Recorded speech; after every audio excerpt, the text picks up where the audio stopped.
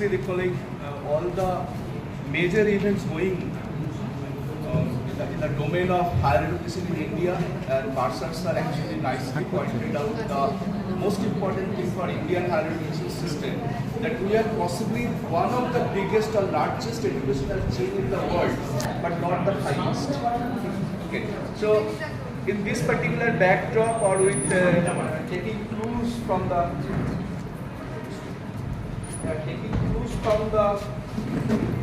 Barsar sir.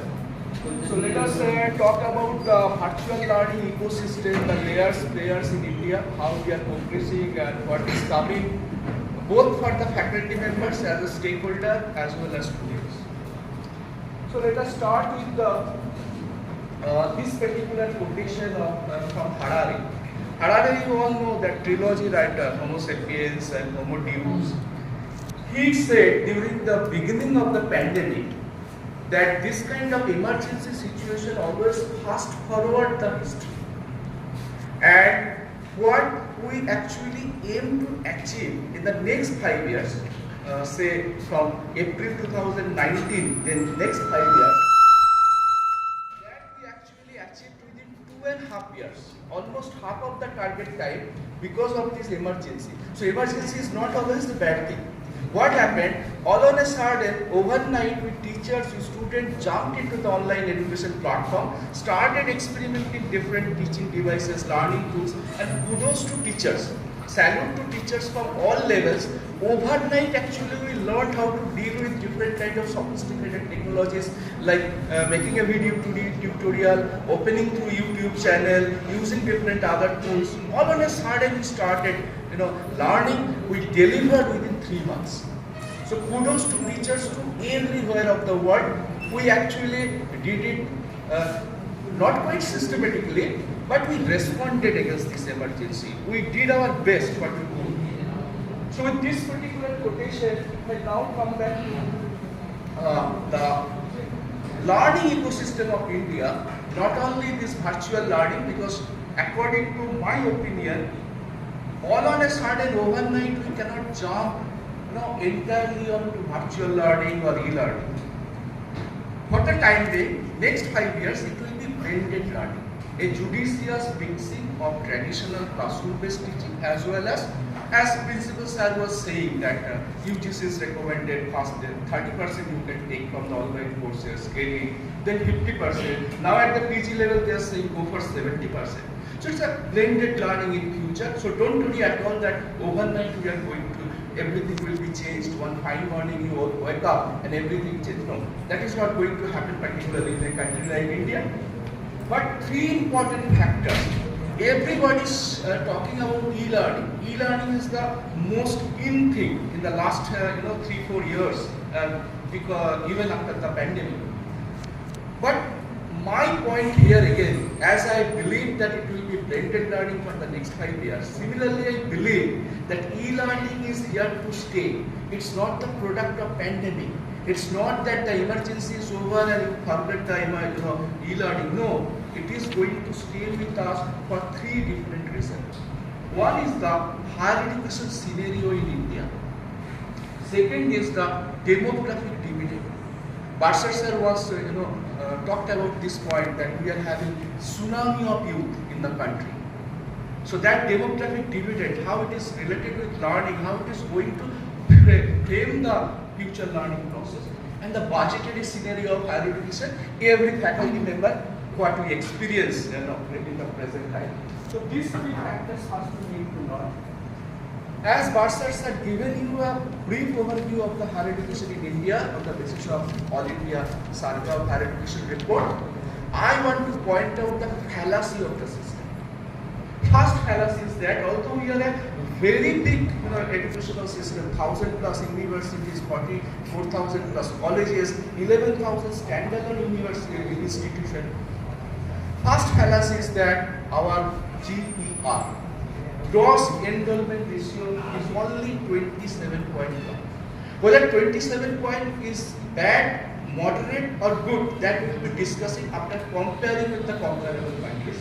But please remember that this is the one of the biggest trouble of Indian higher education system, the GER, gross enrollment ratio. What does it mean? How many people you are having in the eligible age group, that is 18 to 23, and how many of them are actually joining the tertiary education after finishing school. So that ratio is called GTER, actually, gross tertiary enrollment ratio. In short, we call GER. Then interesting fact is that male-female ratio is almost coming to an equal. At this point of time, female contribution, female ratio is 44.5. Then another fallacy. Altogether, if you take into consideration all colleges, all universities of India, altogether we are offering 196 courses. Different courses, UG level, PG level. But do you know, 79.1% students going for only 10 programs. And most of these 10 programs belonging to AHSS, Arts, Humanities and Social Science. It's a big fallacy. We are offering 200 courses, almost 200 courses, but only 10 programs are sustaining with 80% of the student. 80-20, the famous 80-20 rule. Next is very important thing is our completion rate of the entire higher education. The student population, again, after 75 years of Indian independence, our student population is only 0.5. What does it mean? When a student entering into the higher education circuit, UG, PG, PhD, that actually includes the completion of the circuit. That population from UG to PG to PhD level is only 0.5%. And you see again the fallacy, 80% of your students are going for arts, humanities and social science, and 93% of PhD awarded every year belonging to a STEM, science, technology, engineering, management. So big fallacies are there, a lot of unevenness. But what I am targeting here, the GER, that is the root problem of this, all kind of. So this is the GER map of India, and we already discussed it is 27.1 at the national level, national average. If you go through this close read of this particular graph or map rather, this is called chloroplane, mapping data with the map. Entire South India is higher than the national average, leading by the Tamil Nadu. And have you gone through the latest NIRF rank list? In the top 100, most of the universities belonging to Tamil Nadu. So it has relation with GER. Higher the GER, better the result. And if you go through the entire West, Central and Eastern India, we are pulling India back. Our result, we all know that West Bengal is a very educated state right from the beginning. You go any college, any university, anywhere in the world, you find at least one faculty member from Bengal. But average, only 19.3. National average is 27.1. For our case, our state 19.3. Jharkhand 7. Assam 18. Some northeast states are doing very well because of for different other reasons, because of the Christian missionary involvement in the education right from the beginning, like Mizoram. But the entire eastern, central and western states pulling India back. So great unevenness. If you go to the Delhi NCR zone, it's 50.6, double of the national average. If you go to Jharkhand, it's 7. So great unevenness even within the states of the country. Now question comes that what 27.1 means to me. 27 point is that data. Data has no value until and unless you attach meaning to it. You attach semantics to it. And what semantics I am going to attach with this piece of data, 27.1? Until and unless you compare, you don't know. So we took the different comparable countries from Asia. The green dotted line on the top is South Korea. You see almost all equivalent Asian countries like South Korea, China, India started from the same point in 1970. South Korea made a quantum jump with 85.1. Japan, blue dotted line, maintained a steady growth. Presently they are 63.5. And if you see the peculiar case of China and India, red line is China and saffron line is India. It's a political satire, okay? Willfully political satire. So red line is China and saffron line is India. You see, we started better than China in 70s. When 1994 some magic happened in China, they made again a quantum jump into 49.1. We are still struggling with 27.1. Now you can understand that whether 27.1 is a good thing or a bad thing. And possibly we all agree that it's a bad thing for India. Because our comparables have. There is a point where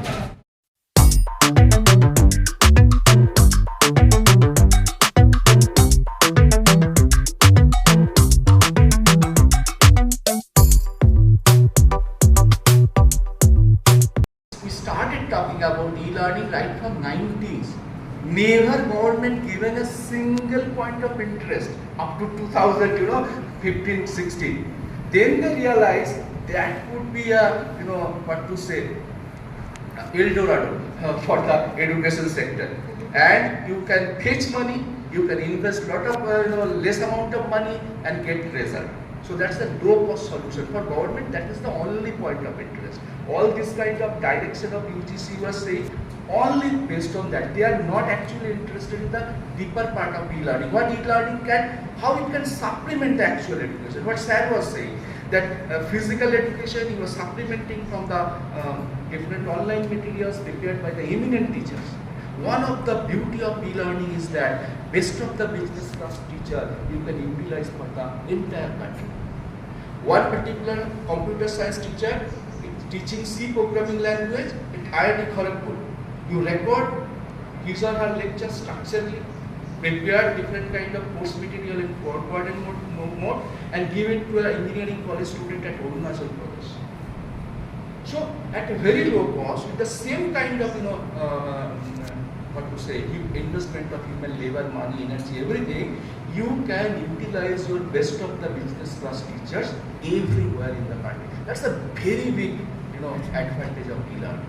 But please remember, particularly faculty members who are interested in e-learning, e-learning is the umbrella term.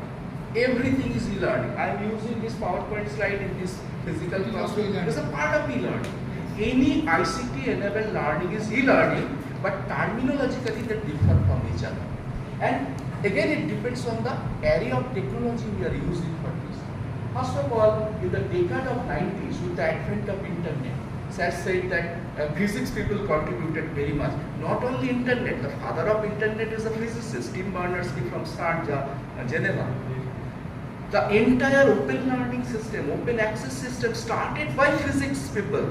In Los Alamos University in 1991, they started ePrint server in physics, or BibPrint server in physics. So we are actually again in depth to physics people for all kind of development. And the learning model, the most popular LCMS, Learning Content Management System called Moodle, is also a brainchild of a physicist.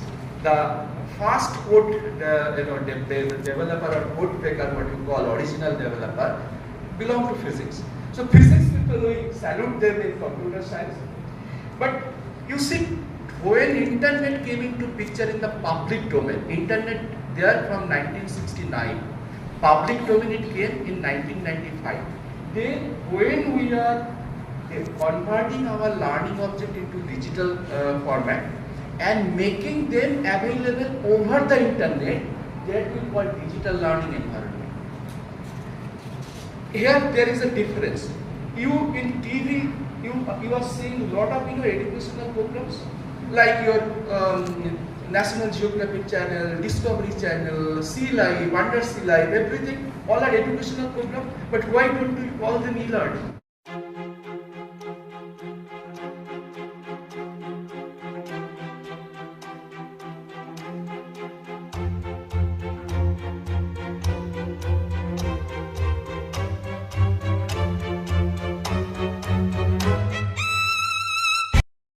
Create is the ICT based teaching learning process. Our previous resource person already mentioned that we should give importance in ICT based teaching learning as because in NEP 2020 it was given importance. As most of the audience in this seminar hall is Bengali speaking, so can I speak some words in Bengali that will be helpful? অবশ্যই sir. আমরা এতক্ষণ ধরে শুনেছি স্যারের বক্তব্য, principal স্যারের বক্তব্য, IQAC coordinator স্যারের বক্তব্য, সুচিন্তিত বক্তব্য। এখন আমরা একটা যুগসন্ধি করে এসে পৌঁছেছি।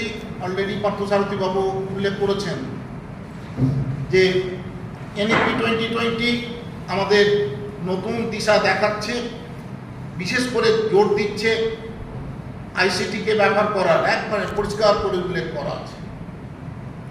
এবং এই আইসিটি ব্যবহারের উপর আমরা যারা টিচার, এখানে যারা উপস্থিত স্টুডেন্ট, আমরা এই যে লকডাউন পিরিয়ড গেল, করোনা পিরিয়ড, সেটাই আমরা তার প্রয়োজনীয়তা মর্মে মর্মে উপলব্ধি করেছি যে এটা কতটা গুরুত্বপূর্ণ ছিল।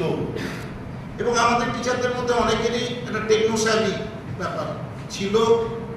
লকডাউন পিরিয়ড কিন্তু এটা কাটিয়ে দিয়েছে যে না, কি করে গুগল মিট তৈরি করতে হয়, গুগল ফর্ম জেনারেট করতে হয়, কি করে ক্লাস করতে হয়, এর আগে আমরা অনেকেই পারতাম না। বরং আমাদের থেকে অনেক বেশি এক্সপার্ট ছিল কারা? স্টুডেন্টরা। তারা তো জানতোই। আমাদের টিচারদের এই যে আমাদের ল্যাকুনা যেগুলো ছিল সেটা কিন্তু আমরা কাটিয়ে উঠেছি ফলে লকডাউন পিরিয়ডের এটা। এবং ব্লেন্ডেড মোডের কথা বলা হচ্ছে, এনইপি 2020তেও কিন্তু বলা হচ্ছে যে অনলাইন অফলাইন দুটোতেই চলবে। আমি একটি প্রাইভেট ইউনিভার্সিটির কথা বলছি, যাদের বিওএসে আছি, তারা অলরেডি ডিসিশন নিয়েছে যে 80% ক্লাস হবে অফলাইন, 20% ক্লাস হবে অনলাইন এখন থেকে। এনইপি 2020 সেটা বলে দিয়েছে। এবং আপনাদের আরও একটা কথা বলছি যে এই করোনা চলে গেল, আমরা বেশ ভালো আছি, সেটা কিন্তু আর বেশি দিন থাকবে না। Already Bill Gates foundation ad দিচ্ছে যে কামিং যে প্যান্ডেমিক আসছে তার জন্য এখন থেকে আমাদের এতে নাম লেখাও, আমাদের ভ্যাকসিন কেন। তারা ভ্যাকসিন তৈরি করাও শুরু করে দিয়েছে। এবং সেই প্যান্ডেমিকটা আসছে 2025,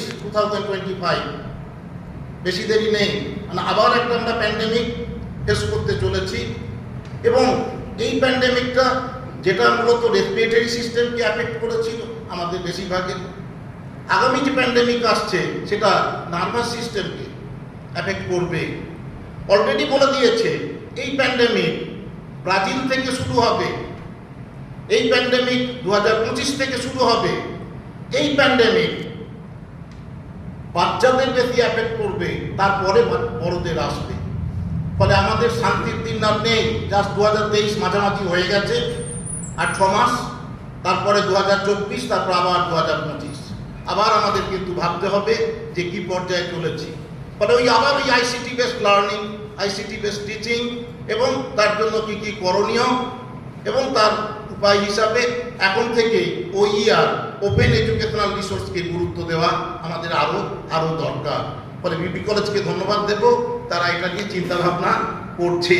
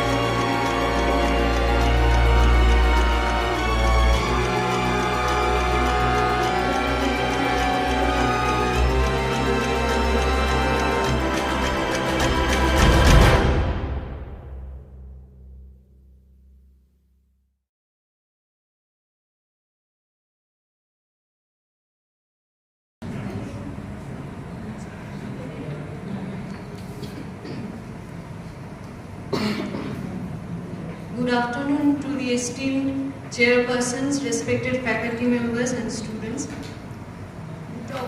The topic of my presentation today is use of open educational resources in teaching and learning economics. Now, open educational resources have become the core of higher education in the 21st century, and in this digital age of education, open educational resources have become more and more important.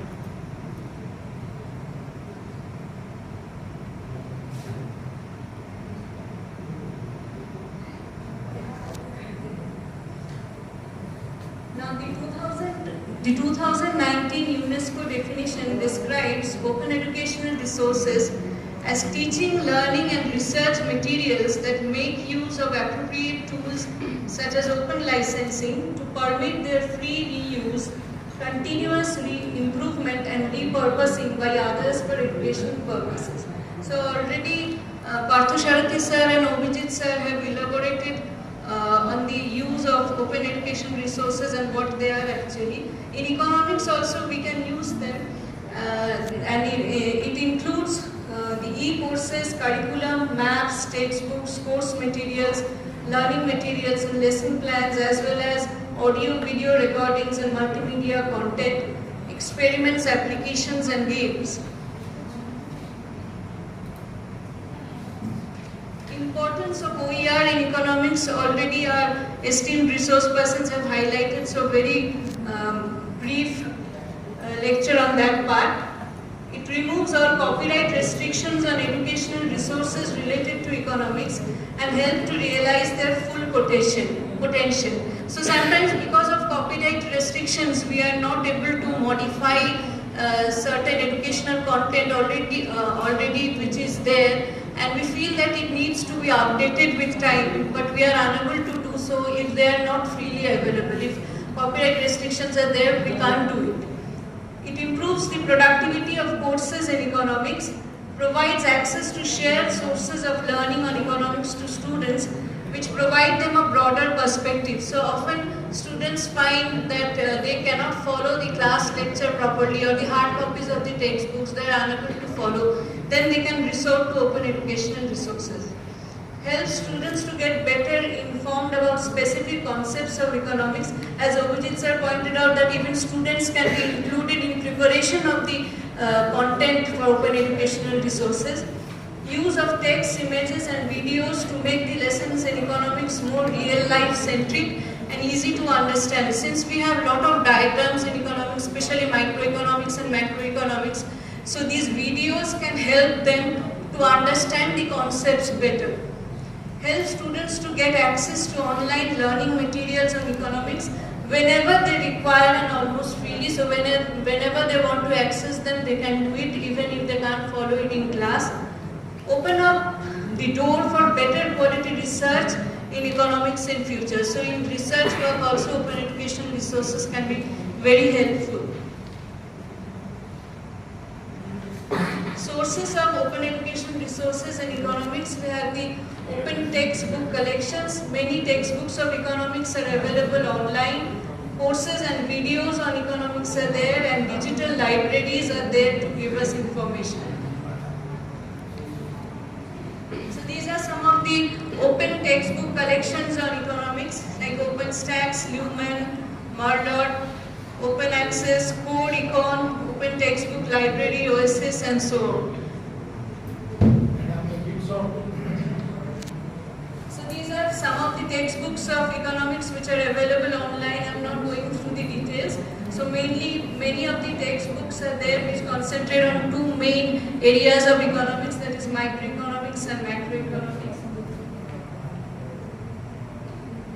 Courses and videos on economics are available, such as Khan Academy, which gives us the institutional videos on various topics of economics. TED Talks Economics, which gives us videos by experts in the field of economics, and YouTube is obviously there.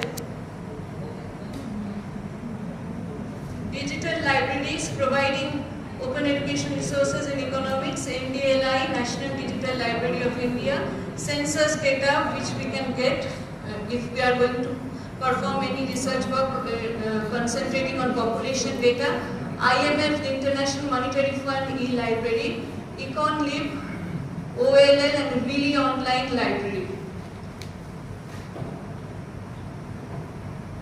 Some other sources of OER in economics include interactive economics lecture demonstrations, MIT Open Courseware on Economics and Economic Policy Simulator, which studies the effects of policies on macroeconomic data. However, limitations are there, like sometimes we find it difficult to find out which is the relevant and appropriate OER for a particular topic. There is always a possibility of dissemination of inaccurate and inappropriate information.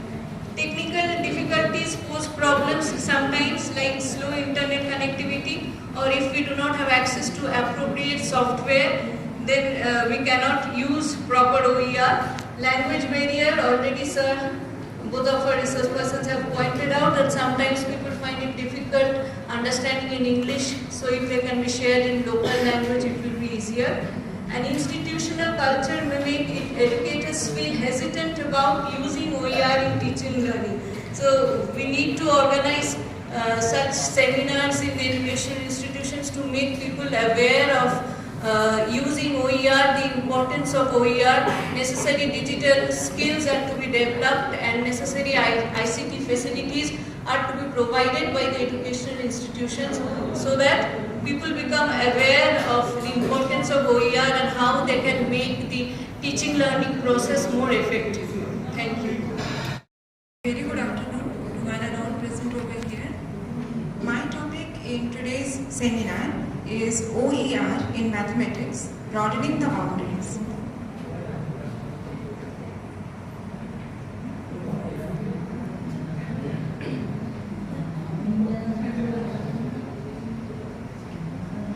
I am Dr. Rima Barik, coming from Khatra Adibashi Mahavidyalaya, Bankura.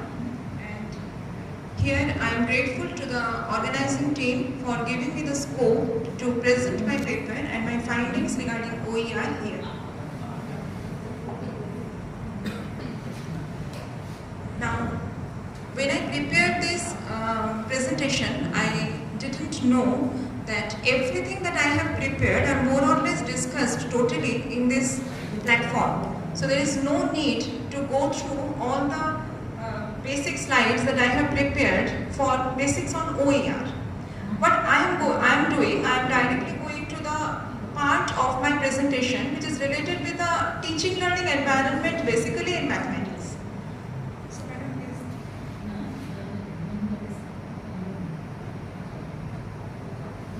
Now, as our learned, our respected sir, Parthasarathi sir, he has already mentioned that we are going to have a youth tsunami in coming years. But the thing is that the maximum of this youth, they are taking 80% of them, I am just quoting sir, they are taking those 3 major disciplines or 4 major disciplines in their higher education, that is science, arts, technology and commerce. Now all these fields are somehow or other, directly or indirectly, related with mathematics. So there is no escape from mathematics teaching, and as the future generation, I should say the future era is going to be an era of open education. So there are scopes and need rather to enhance mathematics in an open education context. Now at present the things, the materials that we have in our hand,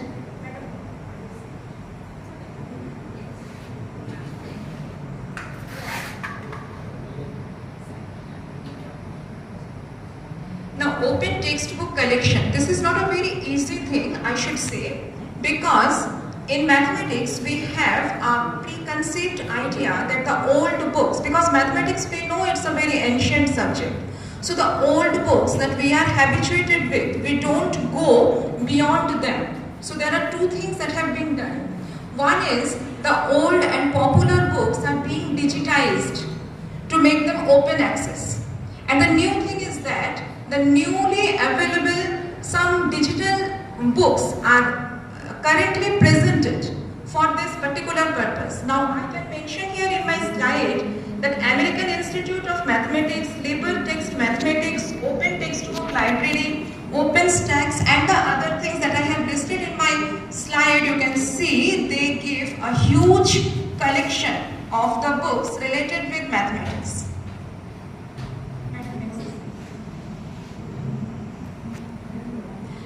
Now a large part of mathematics is basically demonstration of the ideas, and you know in higher mathematics the ideas are basically abstract. And another important thing in teaching mathematics is the demonstration of problem solving technology, problem solving techniques, and also you know, the real life presentation of the abstract modules of mathematics. Now for both these two purposes, there are some good software like SageMath, GeoGebra, OCalc, Desmos, Grasp. These are only a few names that I have listed here. There are many more which give you instant graphical and 3D representation of mathematical ideas. They make the subject very interesting and also very comprehensive. Yes, sir. Now, as we know, the benefit of group discussion. Now, these collaborative platforms like Stack Exchange, there the learner, teacher-learner and teacher themselves then do group discussion. Any mathematical problem can be uploaded there. Everybody in the platform can try to solve it, and whoever solves it, they can give it. So this is just like group discussion. Now, art of problem solving, what they do, like the national and international competitive exams, the question papers and also their solutions are being given there on their site, the art of problem solving. Doubtnut, you have any problem in mathematics, in solving a particular mathematics, you give it to the site, Doubtnut, they will give you instant solution. Now all these apps are discussed from the morning, so I am not going in details to them. These are some search engine, because one of the problems, as Obhijit sir has detailed, he has mentioned it in details, that one of the problems of open education is that so many things are there on the net. It is sometimes difficult to find out which one is follow-worthy and which one is not. How much we should follow and how much we should discard. So there are these search engines which will help a particular learner that which site or which open education resource we can follow and which we should not. Challenges and barriers of open education resource in mathematics are just same as they are for any other subject, so I am not going to discuss them all.